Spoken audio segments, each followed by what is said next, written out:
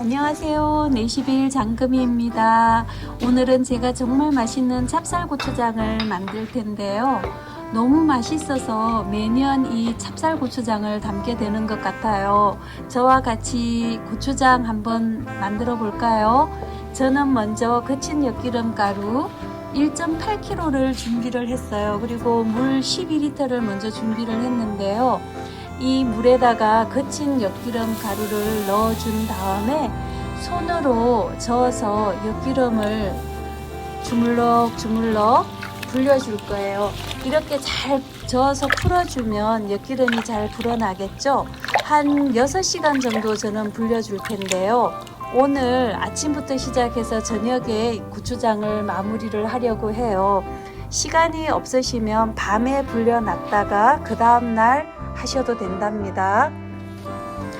6시간이 지나서 손으로 이렇게 엿기름을 만져보니까요, 아주 잘 퍼져서 잘 불어난 것 같아요. 이제 이 엿기름을 잘 걸러 주어야 되겠죠.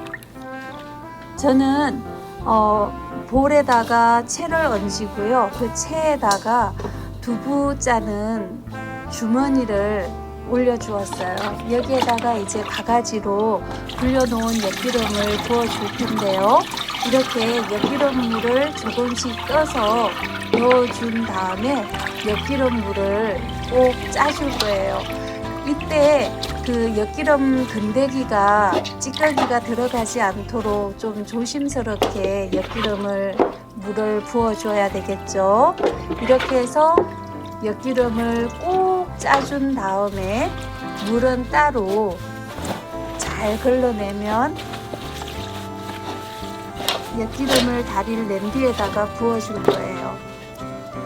남아있는 엿기름도 모두 이렇게 물로 헹궈서 남아있는 엿기름물도 모두 걸러주었답니다. 이렇게 손으로 꼭꼭 짜주면 아주 엿기름물이 잘 빠져나온답니다.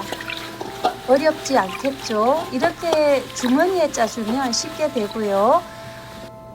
엿기름 찌꺼기를 물 3리터에다가 다시 넣어서 이렇게 조물락 해주었어요. 그러면 남아있는 엿기름물이 더 잘 빠져나온답니다. 저는 이렇게 해가지고요. 양이 많을 때는 식혜를 만들기도 해요. 이렇게 손으로 꼭꼭 짜가지고 물을 걸러서 엿기름물을 마저 꼭 짜주었고요. 이렇게 건져낸 엿기름 주머니는 체에 받쳐 주어서 또 마저 물을 빼 주어서 사용을 한답니다.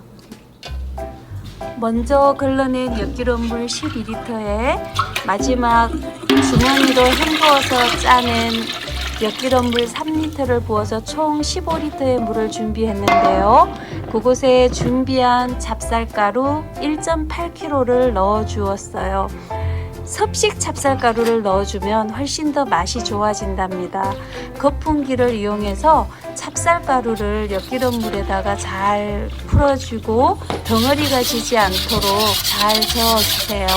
이렇게 찹쌀가루를 풀어주면 불을 켜고 냄비의 온도를 올려주세요. 또 저는 양이 많아서 15분에서 한 20분 정도 이렇게 찹쌀가루 푼 물을 온도를 올려 주었는데요. 냄비가 너무 깊어서 다른 냄비에다가 옮겨 주었어요. 이렇게 하니까 조금 저어주기가 훨씬 쉬워졌는데요. 총 15리터의 찹쌀을 푼 엿기름물을 이렇게 저어가면서 밀어붙지 않도록 하면서 냄비의 온도를 올려주었고요. 지금 한 20분 정도가 지나서 불을 끄고 냄비 뚜껑을 닫은 다음에 1시간에서 1시간 30분 정도 삭혀 주었어요. 여기 보이시죠? 엿기름물이 잘 삭아서 갈색이 되었는데요. 찹쌀가루도 아주 잘 삭은 것 같아요. 이렇게 삭힌 엿기름물을 끓여 줄 텐데요. 건더기가 엿기름 찌꺼기가 있어서 채로 살짝 이렇게 건져내 주었어요. 그리고 이제부터 엿기름 물을 달여 줄 텐데요. 조청을 넣지 않았는데도요, 엿기름 물이 먹어보니까 맛이 아주 달콤하더라고요. 이제 이 엿기름 물이 눌어붙지 않도록 가끔씩 저어주면서 졸여줄 텐데요. 이 찹쌀가루가 사갔기 때문에 밑에 잘 눌어붙지 않아서 가끔씩만 저어주면 된답니다. 저는 이렇게 15분에서 20분 간격으로 한 번씩 저어 주었고요. 엿기름 물이 보글보글 끓어오르니까 색이 변하기 시작해요. 이렇게 보이시죠? 누르스름하게 바뀌면서 점점 갈색으로 변해가는데요. 보글보글 끓여주면서 지금 원래 양에서 한 3분의 1 정도가 줄어들었어요. 좀 더 달여줄게요. 이렇게 저어서 지금 보글보글 끓어오르는데요. 보이시죠? 아주 양이 많이 줄어들었어요. 한 3분의 1 정도의 양이 줄어들었는데요. 이제 달콤한 맛을 내는 조청을 넣어 줄 거예요. 이 조청의 양에 따라서 고추장의 단맛이 결정이 되는데요. 조금 달콤하게 하시고 싶으시면 조청을 조금 더 많이 넣어 주시면 되고요. 조청을 조금씩 나누어서 저어주면 잘 풀어진답니다. 저는 3kg의 조청을 넣어 주었어요. 지금 저의 남편이 옆에서 도와주고 있는데요. 이 엿기름 물이 완전히 조청을 넣어서 갈색으로 되었고요. 여기에 소금 1.8kg를 넣어 주었는데요. 바다 소금을 사용하셔도 되고요. 저는 핑크 소금을 넣어 주었어요. 이 핑크 소금에는 미네랄이 풍부해서 핑크 소금을 넣어서 고추장을 담았더니 아주 맛이 좋더라고요. 소금은 조금씩 나누어서 넣어주면서 녹여 주었어요. 이렇게 해서 엿기름물의 짠맛과 단맛을 조절해 주시면 된답니다. 메주가루 1.5kg를 준비를 했는데요. 고추장에는 이 메주가루를 넣어 주어야 해요. 이 엿기름물을 식혀 주었는데요. 엿기름물의 온도에 따라서 고추장의 맵기를 조절을 할 수가 있어요. 고추장을 완전히 식히면 매콤한 맛을 낼 수 있고요. 조금 덜 식히면 매운맛을 줄여줄 수가 있어요. 이제 엿기름물에 메주가루를 넣어 주었고요. 남겨놓은 메주가루도 마저 다 넣어 주었는데요. 거품기를 이용을 해서 이 메주가루를 풀어줄 거예요. 작년에는 손으로 일일이 저어서 이 메주가루를 풀어주니까 너무 힘이 들고 손이 아팠었는데요. 팔도 아프고요. 빵을 만들다가 갑자기 생각난 게 이 거품기를 이용하면 훨씬 더 쉽게 고추장을 담글 수 있겠다라는 생각이 들었어요. 반죽을 거품기로 섞어주고 계란을 풀어줄 때도 거품기를 이용을 하잖아요. 그러면서 갑자기 생각이 나는 거예요. 아, 고추장도 이렇게 하면 쉽게 만들 수 있겠다 하는 생각이 들어서 오늘 제가 직접 이 거품기를 이용해 가지고 메주가루를 풀어 보니까 정말 팔도 아프지 않고요. 너무 쉽게 잘 풀어지는 것 같아요. 그런데 물기 때문에 이 거품기의 속도를 잘 조절하셔서 바깥으로 튀지 않도록 해주시면 좋을 것 같아요.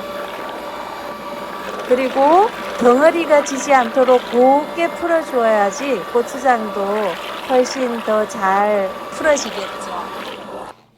메주가루 너무 잘 풀어지지 않았나요? 정말 아주 곱게 잘 풀어졌어요. 이렇게 덩어리가 지지 않은 이 메주가루를 풀어준 물에 이제 고추장 만들 주재료인 고춧가루를 넣어주면 되겠죠. 고춧가루는 3.5kg를 준비를 했어요. 어머니께서 보내주신 고추장 고춧가루가 재어보니까 3.5kg가 되더라고요. 고추장용 고춧가루는 아주 바짝 말려서 고추를 곱게 빻아주어야 하는데요. 이 햇 고춧가루의 색이 정말 너무 고와요. 이제 이 메주가루를 풀어놓은 엿기름 물에다가 고춧가루를 넣어줄 텐데요. 고춧가루는 한꺼번에 다 넣지 않고 나누어서 넣어주어야 해요. 이제 거품기로 또 고추장에 들어간 고춧가루를 잘 풀어줘야 되겠죠.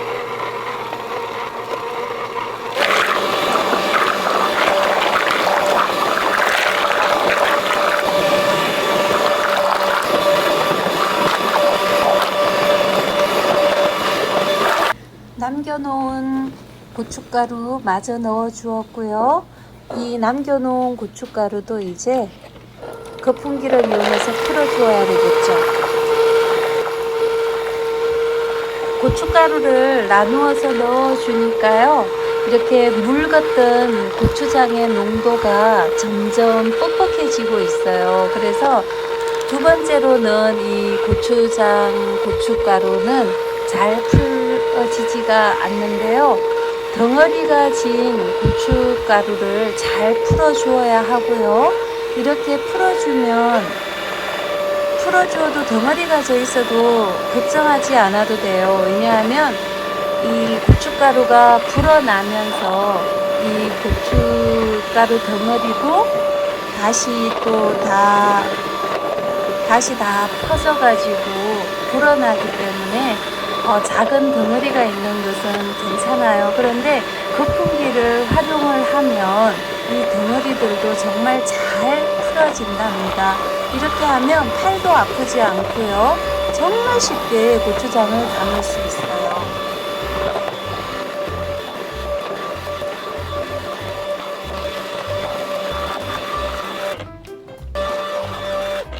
이렇게 거품기를 이용해 가지고 고추장 고춧가루를 다 풀어 주었는데요. 거의 고추장이 완성이 된 것 같아요. 스파츌라로 저어 보니까 아주 덩어리 진 것도 거의 없고요. 아주 잘 풀어졌어요. 살짝 찍어서 제가 맛을 볼게요. 조금 싱거운 것 같아 가지고요. 남겨두었던 소금을 마저 넣어 주어야 할 것 같아요. 이렇게 제가 오늘 넣어준 소금의 양은 1.8kg를 넣어 주었고요. 고추장은 조금 짭조름한 맛이 나도록 만들어 주었어요. 그리고 고추장이 이렇게 조금 묽은 듯하게 느껴지지만요, 이렇게 담아 놓은 다음에 몇 시간을 두면 이 고춧가루가 푹 퍼져서 더 끌쭉하게 된답니다.